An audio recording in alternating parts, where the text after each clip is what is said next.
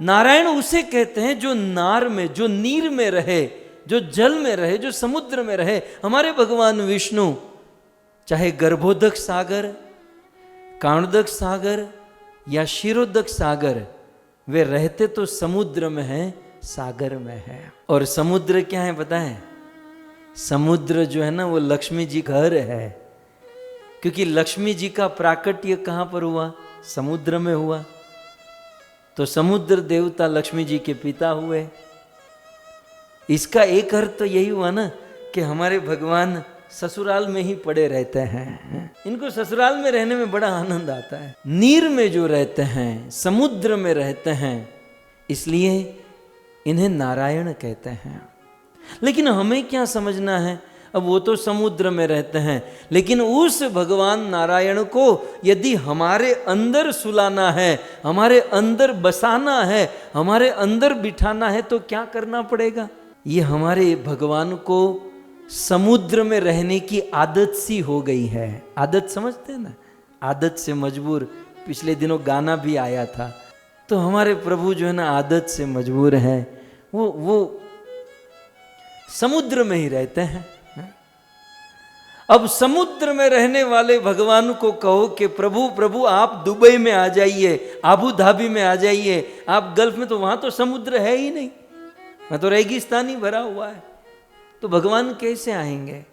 निरंतर नारायण, नर माने नीर, अयन माने रहना, जो नीर में रहते हैं इसलिए उसको नारायण कहते हैं। तो नीर में रहने वाले, समुद्र में रहने वाले भगवान नारायण को यदि हम हमारे अंदर बसाना, बिठाना चाहते हैं तो क्या करना होगा? केवल एक ही उपाय है, हमें अपने आप को समुद्र के समान बनाना होगा। जब तक हम अपने आप को समुद्र के समान नहीं बना लेंगे, भगवान नारायण हमारे अंदर बसेंगे नहीं, रहेंगे नहीं। और इसलिए वनवास के दौरान भगवान रामचंद्र को महर्षि विश्वामित्र ने, वशिष्ठ जी ने, वाल्मीकि ऋषि ने कहा, क्या कहा?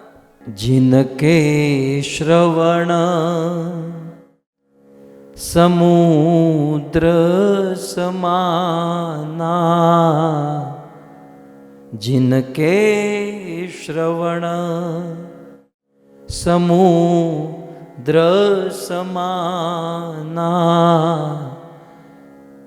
कथा तुम्हारी सुभग सरिनाना,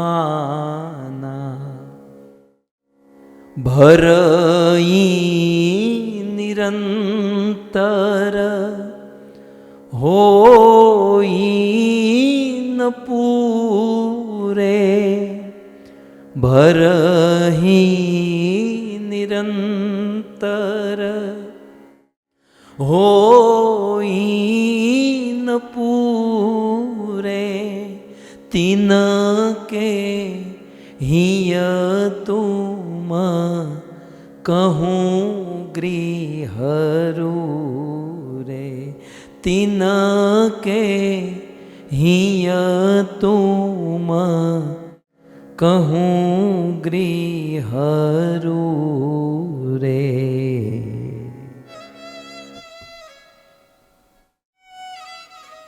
पहले तो दूसरी लाइन के अंत में समझ लीजिए कि तिन्ह के हिय, उसी के हृदय में या उसी के हृदय रूपी गृह में भगवान वास करते हैं, भगवान रहते हैं।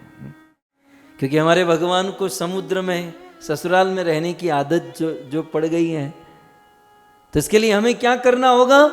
हमें अपने आप को समुद्र के समान बनाना होगा। और इसलिए जिनके श्रवण समुद्र समाना, समुद्र के समान बनने की का अर्थ क्या है? जिनके श्रवण समुद्र समाना, जो व्यक्ति अपने श्रवण को, अपने कानों को समुद्र के समान बना लेगा, जिनके श्रवण समुद्र समाना, कथा तुम्हारी सुभग सरी नाना, होई निरंतर होई न पूरे, तिन के रिय तुम कहूं गृह रूरे। सो हम ये कह रहे थे कि नारायण का अर्थ होता है समुद्र में रहने वाले, और भगवान समुद्र में रहते हैं। और उस भगवान को यदि हम हमारे अंदर हृदय रूपी गृह में रखना चाहते हैं तो हमें हमारे हृदय को या हमारे कर्ण को समुद्र के समान बनाना होगा। समुद्र के समान बनाने का अर्थ क्या है, ये 2 श्लोक में लिखा है चौपाई में। समुद्र के समान कैसे बनना होगा? जिनके श्रवण, श्रवण माने कान, हमें हमारे कानों को समुद्र के समान विशाल बनाना होगा। जिसे समुद्र में अनंत काल से अनंत अनंत नदियां प्रवेश करती हैं, ठीक उसी प्रकार हमें हमारे कर्ण से अनेक समय से अनेक काल तक कथा रूपी नदी को प्रवेश कराना होगा। कथा तुम्हारी सुभग सरी नाना।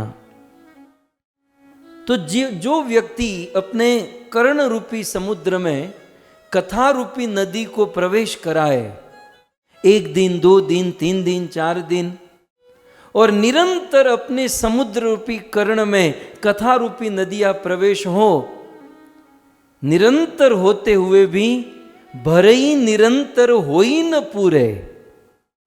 निरंतर कथा श्रवण करने के बाद भी तृप्ति न हो, निरंतर कथा सुनने के बाद भी कथा के प्रति अरुचि न हो, तब माना जाता है कि इसका हृदय समुद्र के समान है, इनके कर्ण समुद्र के समान है। तो कथा रूपी नदी को निरंतर अपने कर्ण में प्रवेश करते हैं, उनके हृदय में, उनके गृह में भगवान वास करते हैं। इसलिए भगवान को नारायण कहा जाता है। तो ऐसे भगवान नारायण को उनकी कथा श्रवण के माध्यम से हम हमारे जीवन में, हम हमारे अंतःकरण में बसा सकते हैं।